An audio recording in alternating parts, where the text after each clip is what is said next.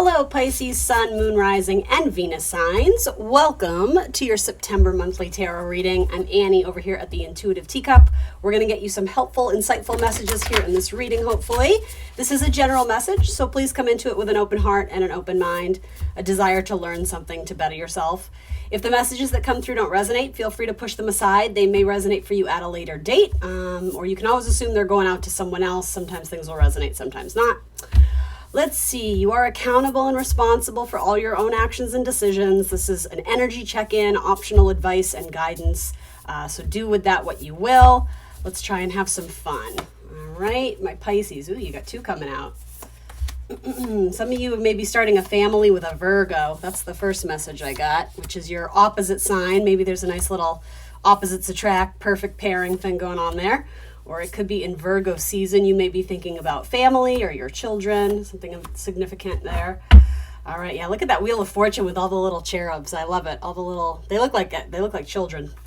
Let's see. So bottom of the deck is the Emperor. That's boss mode. It says organization, leadership, and structure. So there could be a lot of, for me, that's a very powerful career card. So there could be a lot more focus in Virgo season on your career and maybe business contracts, things of that sort.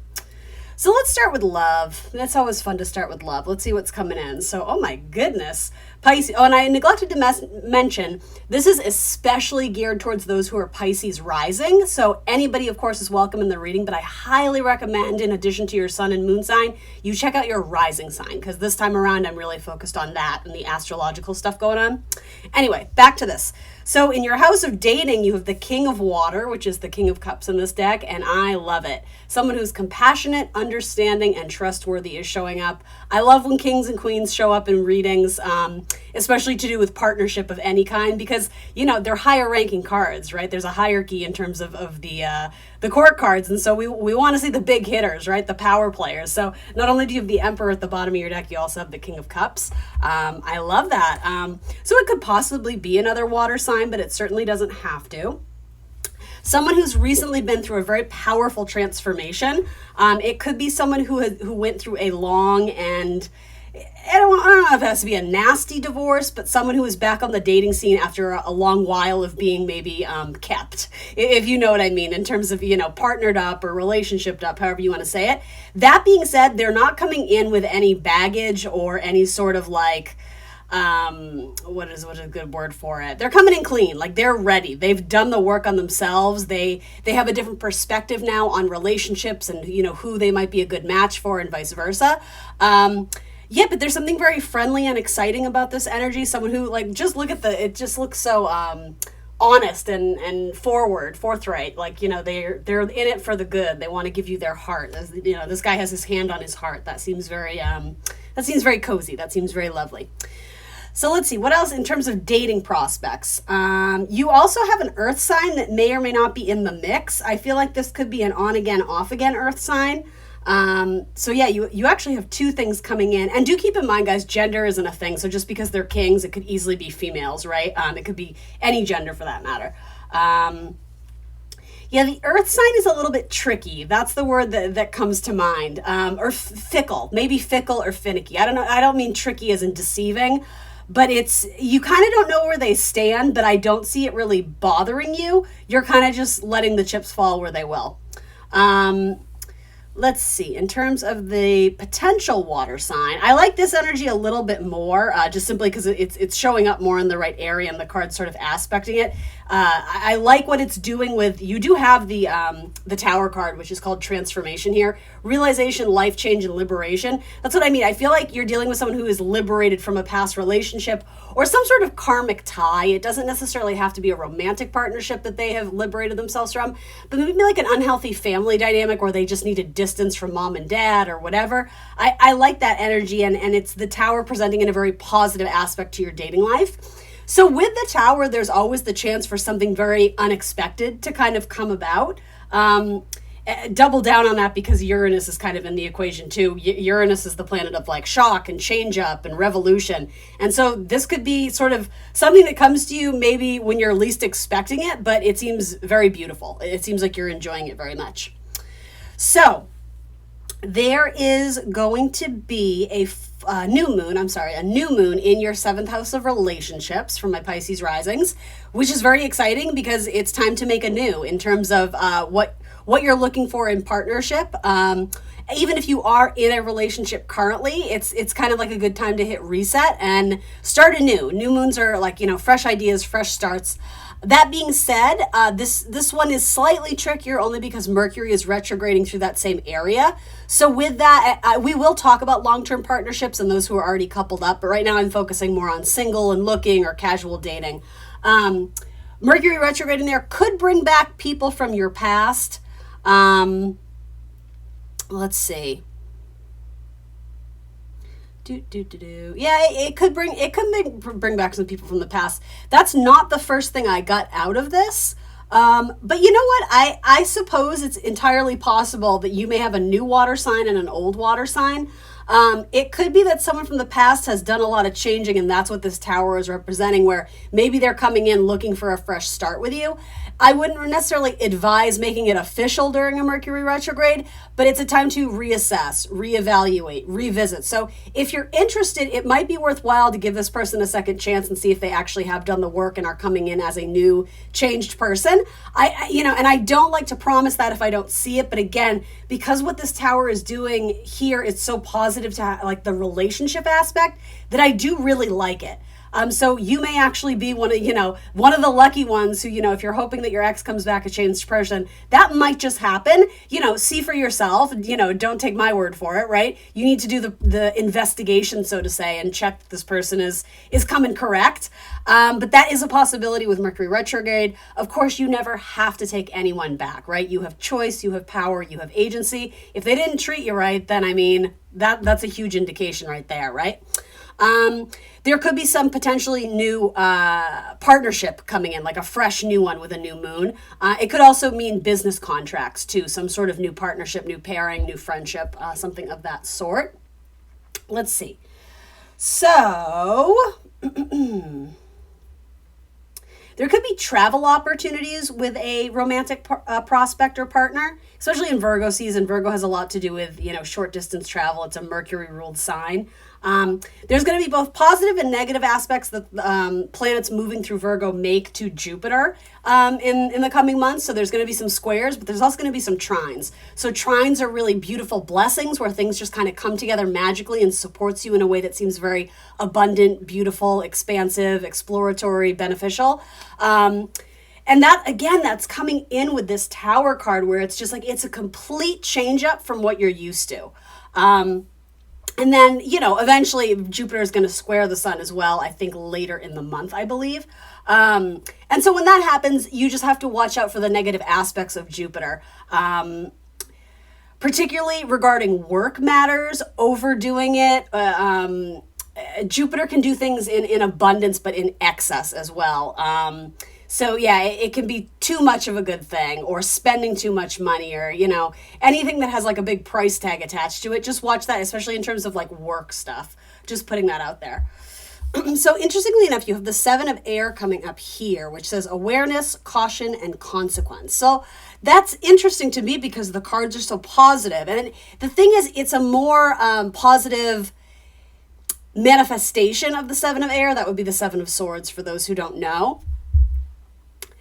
It's almost like playing it low key. Do you know the traditional image of the 7 of swords is the person who's sneaking away with the swords from like the campgrounds or the carnival or whatever it is, right? There's a grouping of tents and the person is kind of like creeping away, sort of with the idea of, hopefully they won't catch me.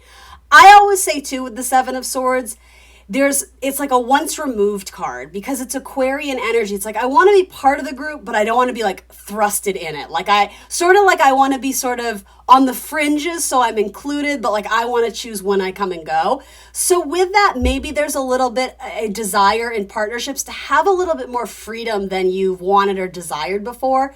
Maybe, not spending every weekend together, not becoming sort of heavily in this sort of obsession over relationships, like healthy boundaries and being able to enjoy quality alone time, right? I think in any healthy partnership, you have to have that, right? If you're with any person 24 hours a day, eventually you're going to get sick of them, right?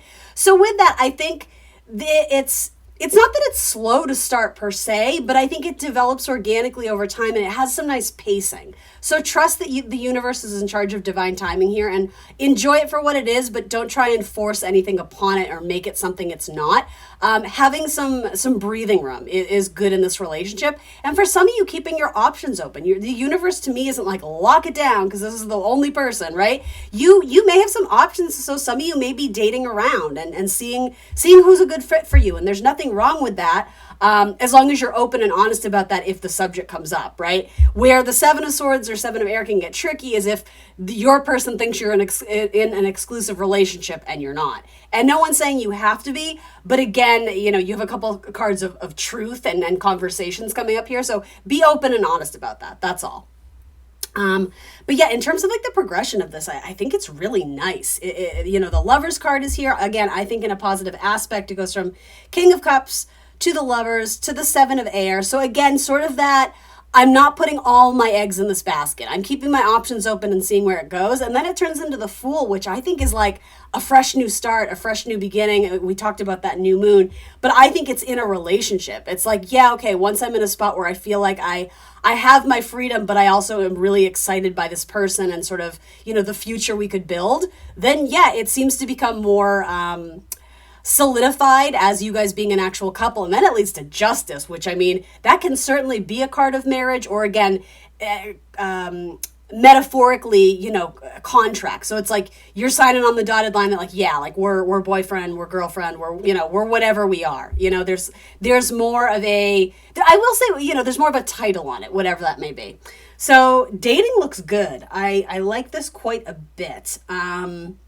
Something about being by a lake. Does someone live on a lake or by a lake? Or I don't know if that's a date you guys are actively doing something in water, like kayaking, canoeing, fishing. I don't know. There's some cute date by water or there's more significance to a specific lake.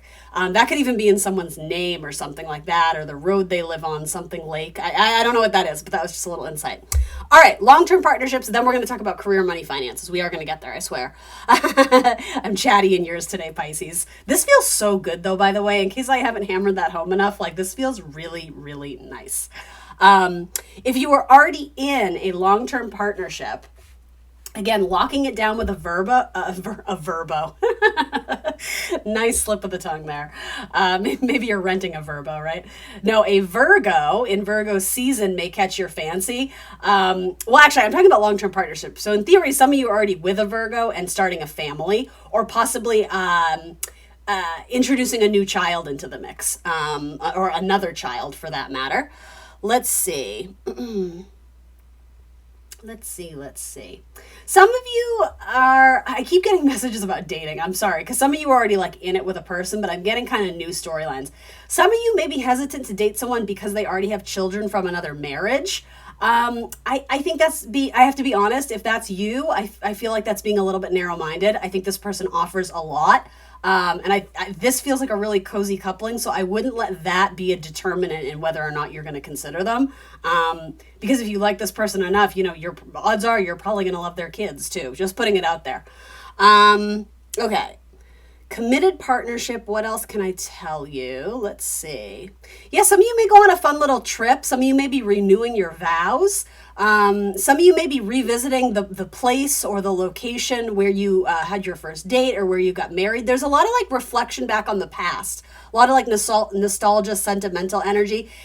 This reading is crawling with children. So if you don't currently have children, I would just say children are going to be a theme in the coming month. Maybe you have nieces and nephews. I don't know. Maybe you're a teacher and you have a classroom full of students. I don't know what it is, but children is featured very much here.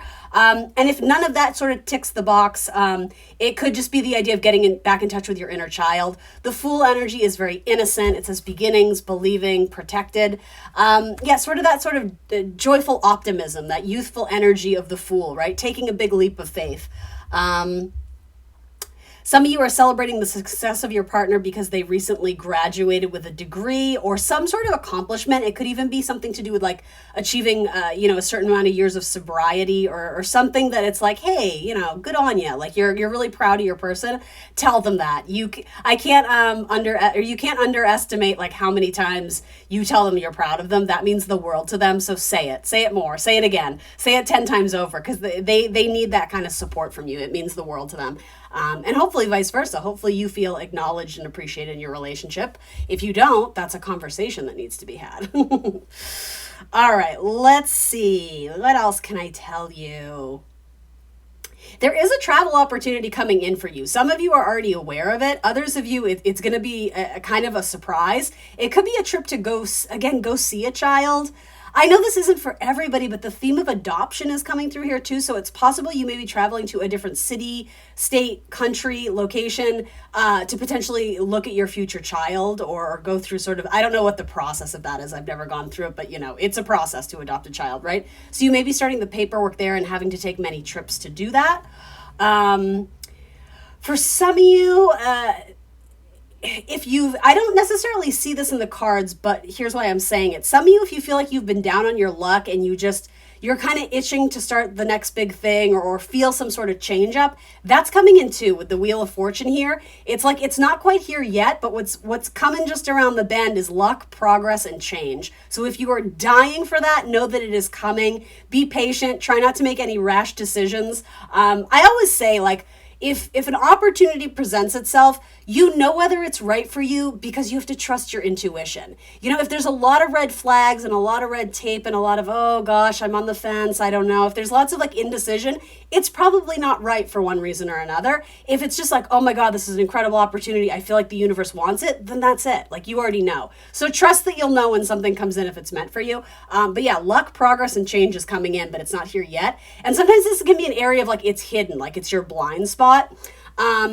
Again, it can also be like self-undoing. So the one thing I will say is watch your spending because there's going to be something better you're going to want to put that money towards. So try not to buy, little cheap things. I feel like you're going to end up spending a lot more money on experiences in Virgo season versus, buying lots of things for the house or for this and that.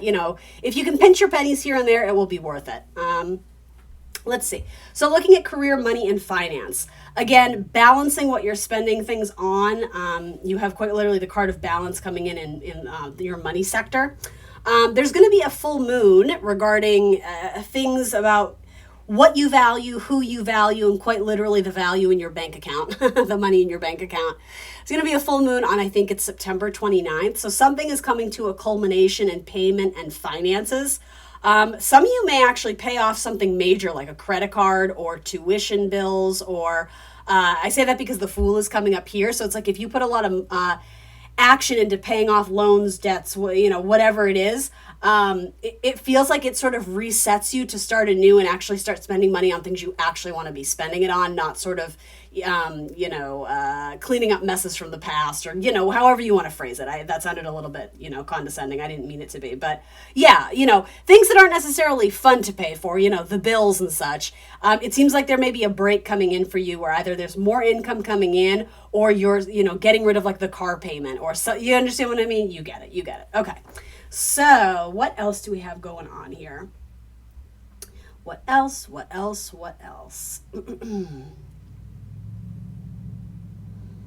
Some of you have this conversation with, this may happen in your career, business, financial sector. I'm not totally sure, or it could be in an interpersonal relationship. But I feel like somebody brings something to light about you, like a bad habit that you have or something that you do, and it kind of blindsides you a little bit. And at first, I think your gut reaction is to be very defensive, like, no, I don't do that. But you really take it to heart. It's one of those things like you brush it off like it's no big deal, or you put this person in their place, but then you go home and you're just like stewing about it and thinking about it. And then there's like a lot of guilt and self-criticism. So I want to like give you a big old hug and be like, be nice to yourself. I don't know what the context is of why this person is bringing it to your attention. If it's in your job, it may simply have to do with the fact that like, hey, it's like a performance issue and we need you to maybe fix this or work on it. So it might be said in a lovingly, gingerly way if possible. It might not be. It might be delivered kind of blunt and harsh, but you're doing your best. And I would sort of view this through a lens of, okay, you know, personal development. It's maybe, again, the idea of like being blindsided or blind to something, like this person is pointing out a blind spot for you, something you didn't realize. And maybe it actually will truly help you in the future. I would watch your gut impulses to be offended. And that's natural. I get it, because I think it's like a blow to your ego a little bit. However, in the long run, I think you're going to be grateful you got that piece of advice, because it's going to change up some sort of, I don't know if it's like a tick or a habit or just a shortcoming, but you know, it's like a muscle. If you work on it, it gets stronger, and then, you know, you're succeeding all of a sudden. So I do see there being like a kind of a touchy conversation, probably with your boss or supervisor or a coworker. That's sort of where I'm seeing that come in. Let's see. Some of you have a crush on someone at work, particularly a Gemini or a Sagittarius. There could be a little inter-office romance. I use the term office very loosely. I just kind of say that as a general, you know, in the office, whatever that means for you. Yeah, I see a lot of like online or like DMing and messaging and kind of like flirty things. You know, at work, is that ideal? No, but does it happen literally all the time? I see it in tarot readings. So be careful. You know, you do have Venus traveling through your 6th house, which does have to do with your daily work and routine and health habits. It is also retrograding. So there could be this on again, off again romance with a coworker or just someone who you would consider a friend, but there's a little bit of flirtation there, especially a Sagittarius. It's like they don't necessarily have good boundaries of like, we're at work, maybe I need to not be flirting with my Pisces. The thing is, you don't seem to hate it. You seem a little bit flattered by it. So, you know, proceed with caution. Some of you may get a very good performance evaluation at work. Some of you may get like a bonus check or a bigger commission check than usual. I see there being a small amount of pay that comes to you which is out of the ordinary. So again, you can help put it towards a bill. I think it's short-lived. I don't necessarily think it's like a long-term pay increase, but there's like a little lump sum, like maybe you won like, you know, the monthly raffle and you get an extra $2,000, or it's something like that where you're like, oh, nice, like good on you. So there is some good things here. I really do want to emphasize that you have some good things coming in. Work relationships look really amicable, even if you're not flirting with anyone. It just seems like, you know, work is going well. You have people that you like and trust. You know, maybe you have a slew of good clients or something like that. Some of you may be more focused on your diet and better eating in the coming months too. You may realize that you think you have like an allergy to something that you've been eating for years, and once you sort of identify it and sort of take it out of the mix, it's like you feel so much better. Some of you flat out, you just like need to drink more water. Like there's too much like diet soda going on in the mix, and I don't know. Now we're getting into the nitty-gritty. All right, we're gonna do a couple oracle cards and wrap it up. For Pisces, is there something I can share with them that perhaps we missed or something we need to emphasize? Let's see. I feel like you caught your Gemini friend in a lie or in an awkward position, and there's a little bit of an awkward thing, but you'll get over it. It's not a big deal. I feel like somebody told a white lie because they didn't want to hurt feelings. But the thing is, it's a strong relationship in your life, so I don't think it's changing a little bit, but I don't think it's ending. I don't know what that is. All right, man holding a coin. Yes, something about catching a Gemini in a lie. Or, okay, if it's not a lie, it actually might be a very exciting surprise to you, but you're suspicious. Because you're very psychic, Pisces, it's like you feel like someone is planning something for you, or like something just isn't right, but you can't put your finger on it. Yeah, again, it's making like this really positive aspect to like the Tower cards. So it's something big, but I think it's a surprise. And so, yeah, okay, I'm going to take back what I said about like someone lying to you. It's not that. It's like a white lie to cover up something so you don't catch on to them. But I think it's something you're going to enjoy. So like allow them the fun and the playfulness of like planning and plotting something for you, okay? I'm going to stick with that. All right, 43. Man holding a coin. Male connection in money, health, or value. This card shows a man sitting in a lushly flowering field holding a large, bright coin. For men, this could indicate an aspect of yourself and a readiness to further your goals and receive increased health, money, or value in life. Greater success is on the way when you take control of your own finances and act. This card upright could also reveal the assistance of a financial advisor or a healer who you already know or are soon to meet. This man is helpful and may bring sage advice concerning the action you need to take next. Be open to this person showing up with support, but always turn to your own intuitive guidance to weigh the information you receive. This could also signify new love interest with a wealthy man or a man from work. Interesting, yeah. There definitely seems to be flirtation at work. All right, last but not least, we'll do a crystal card for those who need an extra boost of supportive energy. From a crystal this month, what can we pull out for Pisces? What would be good for Pisces? I feel like that almost came out. For Pisces. There we go. Citrine, love citrine. Creativity and protection. Citrine is associated with the astrological sign of Leo and Scorpio, as well as the month of November and those ruled by the sun. Carrying this powerful crystal of the sun, citrine is a stone of manifestation, creativity, and fortitude. It encourages protection, alignment, and energy, awakens imagination, and transforms thought into action. Beautiful. All right, Pisces, this was a kick-ass reading. I hope you enjoyed it. Let me know in the comments below. Please remember to like, share, subscribe, and book a personal reading. Even better yet, there's information on how to do that in the box below. Other than that, have a beautiful September. I will see you soon for more tarot. Bye, guys.